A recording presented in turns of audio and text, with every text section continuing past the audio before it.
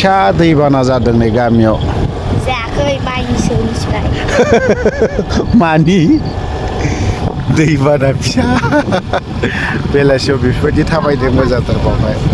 गोलाव सम जाबाय भिडिअ लाबोया आरो भिडिअ लाबोआखैमोन मैयाबो सम मोनाखै दिनैबो सानसे न'आवनो भिडिअ खालामनाय बा गुबुन गुबुन निउस बेफोरबायदि लाबोनाय जायाखै थ' बाथ्राया जाहैबाय मा इलेक्शनाथ' फैबाय थांबाय जोब्बाय नङा होमबा रायजोफोर नैबे जायफोर खुंथायाव थानाय दैदेनगिरि मानगोनां जोंनाथ' आरो दैदेनगिरिखौ सनमान होआबा एसे दायानो जायो बे आरोखि थ' जिखियानो जादोंला बाथ्राया बिदिनोसै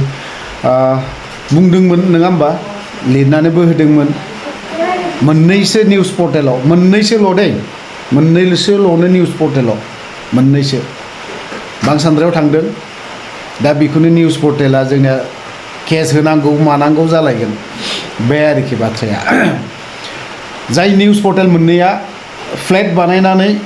जेब्ला फेसबुक पेजफोराव हगारो बुंदोंमोन जे रन्जन दैमारिखौ इलेक्शननि उनावहाय उदां खालामनाय जासिगोन बा उदां खालामनायनि थाखाय रायलायनाय जागोन जोंनि मानगोनां श्रीजुत प्रमद बर' सारा बेफोरबायदि गिदिर गिदिर फ्लेटआव लिरनानै हगारनानै होयोमोन फेसबुक पेजफोरावहाय मेनलि बड'लेण्ड बुब्लि आरो रादाब बे मोननैया हगारो खारन बिसोरखौथ' आरो माथो होनना बुंनाय हगारखागोन बिसोरबो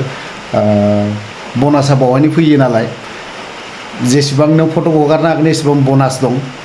पेजनिफ्राय बे आरोखि बाथ्राया थ' बिथांमोना बुंदोंमोन दिनै इलेक्शन बायलांबाय बा दिनैहाय NDA सरकाराबो दिनै सरकार दाफुंबाय नङा होमबा दाफुंनानै उनावबो दिनैसिमबो माथो जेबो खोनाया रन्जन दैमारि बा जाय NIA नांनानै थानाय बिसोरनि सायाव उदां खालामनायनि बाथ्रा बेफोरखौबो जों खोनाया माथो जेबो रायलायनायखौनो बा माबानायखौबो जेबो दा गैया आरो माथो स्रि जाफिनबाय माथो बोरै जाखो 4 बोसोर बारलांबाय जोबलांबाय सम थांबाय दा जोंनि दिनसै एबारावहाय बुंनांगौनि दिनसै आसि थुयै थुयै बुंनांगौ आसि थुयै थुयै बाथ्रा बुंनांगौनि समबो सफैबाय बावहाय सोरबाया लाजि मोननानै दुखु मोननानै जेबो लाब गैया बुंदोंमोन बिथाङा मानगोनां श्रीजुत नैबे जोंनि BTRनि CM बिथाङा रन्जन दैमारिमोनखौ उदांखौ खालामनांसिगोन NIA नांनानै थानाय उदां खालामनांसिगोन सम सफैबाय एबाराव बुंनांगौनि बे बाराव XNDPनि बाथ्राफोरखौ लानानै नोंथांमोना केम्पेइनखौ दाखालाम आं हले बुंगोन रन्जन दैमारिनि बाथ्राखौ लानानै केम्पेइन दाखालाम बिनि सायावबो एसे बाथ्राखौ बुंनोबो गोनां जानानै फैनो हागौ डिपुटि चिफ गबिन्द बसुमतारिनि सायाव मा बुंगोन दिनैहाय UPPLनि खुंथायाव थाग्राफोरा माबोरै दायखौ एरखेनो हागोन प्रमद बर'आ जोंनि BTRनि CM मानगोनां प्रमद बर' सारा बुंदोंमोन आरो बिथांमोना दायखौ बारग'नायनि थाखाय NDA बे साबा सोद्रोमानो लिडारफोरनो हगारनानै होनाय जादोंमोन कि बे केसखौ जेन गाव जेबो दायनिफ्राय दाय थाया बेफोरबायदि एरखेदोंमोन बियो बाथ्राखौ गोलाव बुंनो सानाखै आङो थ' बिनि सिगां बाथ्राखौ बुंनायनि सिगां माखासे नैबे जोंनि EM रन्जित बसुमतारी सार EM रन्जित बसुमतारी बिथाङा मा फोरमायदों दिनै आरो प्रमद बर' साराबो मा होदों मैयानि बाइट बियो बे आरोखि थ' जिखियानो जाया बिनि सायावबो एसे दा जोबथारनायाव आं प्रमद बर' सारनि सायाव फंनैसो बुंबावगोन नायग्रोनानै लानि ससेब्लाबो दिनै जोंनि सरकारा मानव गेदेर प्रमद बर' सारनि दैदेननायाव थांनाय 4 जुलाइ खालि जोङो हा बिफानखौ लानानै माखासे सोदांनाय लाबोदों जाय सोदांनायनि गेजेरजों BTC हालामाव थानाय साफ्रोमबो मानसिनि मोनफ्रोमबो जातिनि हानि जेंनाखौ फोजोबनो थाखाय जोङो दिनै जानजि खाफ्रादों जितु हेडक्वार्टार बड'लेण्डर हेडक्वार्टार ইয়াৰ মূল এন্ট্ৰেন্স কাৰিগাঁৱত এটা ডিজাইন গেট এটা তৈয়াৰ কৰা হৈছে থিমেটিক গেট আৰু সেই গেটটো নিৰ্মাণ কৰাৰ কাৰণে আজি আধাৰশিলা স্থাপন কৰা হৈছে আজিৰ পিছতে এই গেটটো নিৰ্মাণ কৰা হ'ব আৰু মেক্সিমাম 12 পৰা 14 মান্থৰ ভিতৰত এই গেটটো নিৰ্মাণ কৰি ওলাব বুলি আমাক ডিজাইনাৰে কৈছে চ' সেইকাৰণে কিছুমান ভূমিৰ কাৰণে কিছুমান সমস্যা আছিলে গতিকে সেই সমস্যাটো সমাধান হৈ গ'ল ইয়াৰ কাৰণে আজি আধাৰশিলা স্থাপন কৰা হ'ল এই নেশ্যনেল হাইৱে দি 31 নম্বৰ নেশ্যনেল হাইৱে দি বিভিন্ন দেশ বিদেশৰ মানুহ যোৱা অহা কৰে চ' সকলো গম পায় যে কোকৰাঝাৰটো আমাৰ হেডকোৱাৰ্টাৰ হয় কিন্তু আজি এই থিমেটিক গেটটো বা ডিজাইন গেটটো হৈ যোৱাৰ পিছত আৰু ভালকৈ এই অঞ্চলৰ মানুহে বা আমাৰ দেশ বিদেশৰ পৰা অহা মানুহে গম পাব কোকৰাঝাৰটো ইয়াৰ এণ্ট্ৰেঞ্চটো এইটোৱে হয় আৰু এইটো খুব সুন্দৰ এটা ডিজাইন কৰা হৈছে যেতিয়া সাজি ওলোৱা হ'ব তেতিয়া সকলো ভাল পাব আৰু ইয়াৰ লগতে ইয়াৰ পূবফালে যিখিনি ভূমি আছে এই ভূমিত আমি আৰু অলপ প্লেনিং কৰিছোঁ তাত কিছুমান আমাৰ এটা ডাঙৰ গল্ডেন লেংগুৰ যিহেতু এইটো ইনডেঞ্জাৰ স্পেচিছ হয় আৰু অকল বড়োলেণ্ডতে পায় সেইকাৰণে গল্ডেন লেংগুৰৰ এটা ডিজাইন এটা বনাই আছোঁ তাত আৰু আমাৰ ইয়াত আছে আমাৰ যিটো বিভিন্ন বড়োৰ হিষ্ট্ৰিকেল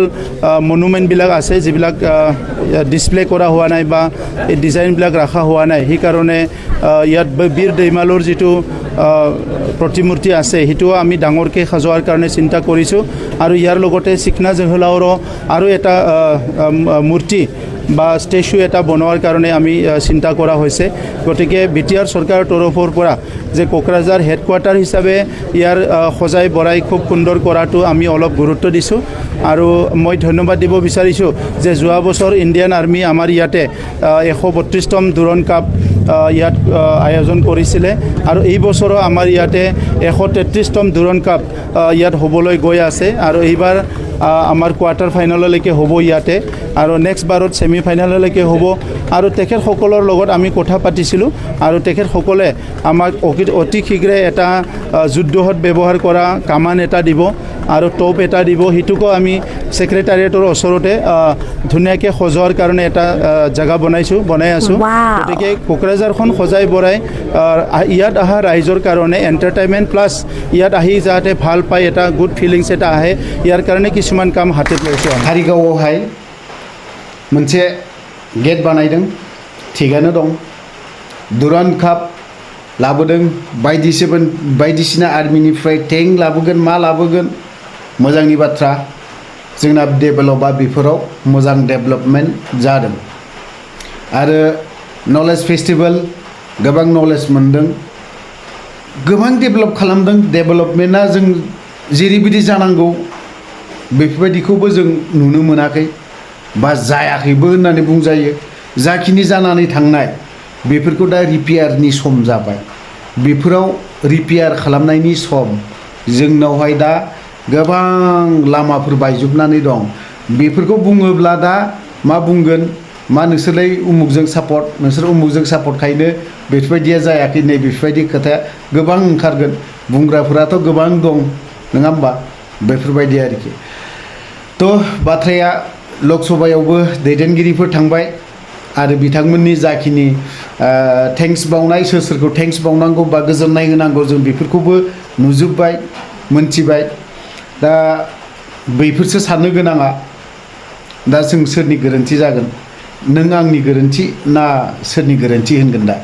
दा अनलि जों लाल साहा लोंहैब्लाबो बावहाय थेंक्स एसि रुमाव थाहैब्लाबो थेंक्स बावहैगोन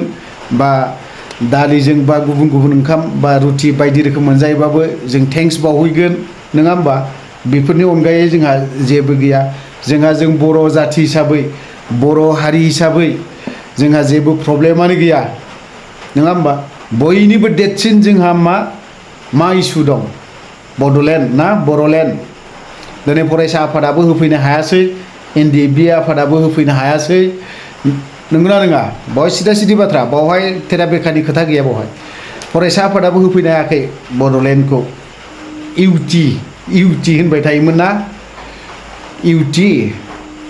जोंनि बै इउटिखौ खुगा हासिना थाबाय थाबा बिदि स्रिनो हाजिना सिबाय थाब्ला जों इउटिखौबो मोनगोन आरो जों लकसभा बा बै जायगायाव बुंहैनांगौ ना बेफोरावहाय थेंक्सल' बावबाय थानांगौ गोजोननायल' होबाय थानांगौ लाल साहा जानायनि ओंखाम जानायनि एसि रुमाव थानायनि नङा होमबा आरो माबायावबो बुंनो मोननायनि थेंक्स बावनांगौ बिनि अनगायै जोंहा जेबो गैया जों बर' जाथिया बर' हारिया थेंक्स बावनायनि जोबथारनायाव आं फंसेल' बाथ्रा बुंगोन बर'नि दैदेनगिरि होनना बुङोबा सानै दङमोन एसे होसिख्राव बर'नि जेंना जेंसि बर'नि प्रब्लेम बिश्वजित दैमारि साराबो बुंदोंमोन जेब्ला एनडिएफबिआ सिजफायाराव फैयाखैमोन अब्लानि समाव बिथांमोनजों मोजां टक खालामनांगौ मोजां सावरायनांगौ बेफोरबायदि बुङोमोन बिथाङानो बुङोमोन बिश्वजित दैमारिया आरो सासे दंबावोमोन लं लिभ इन्डिया लं लिभ बड'लेण्ड होनग्रा दा जों बेफोरबायदिखौ जों नुनो मोना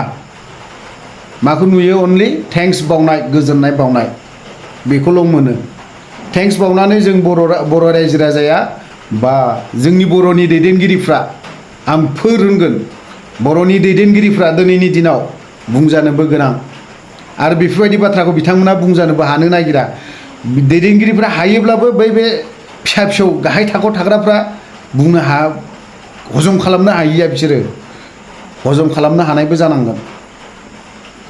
थ' लोगोफोर गोलाव बाथ्रा बुंबाय बावहाय जुदि गाज्रि खोथा बुंदोंबा गासैबो बर' रायजो राजानाव क्षमा बा निमाहा बिखानाय थाबाय थ' लोगोफोर आं भिडिअखौ बारा गोलाव खालामनो साना बावनो दोनथ'बाय जय बर' हारिनि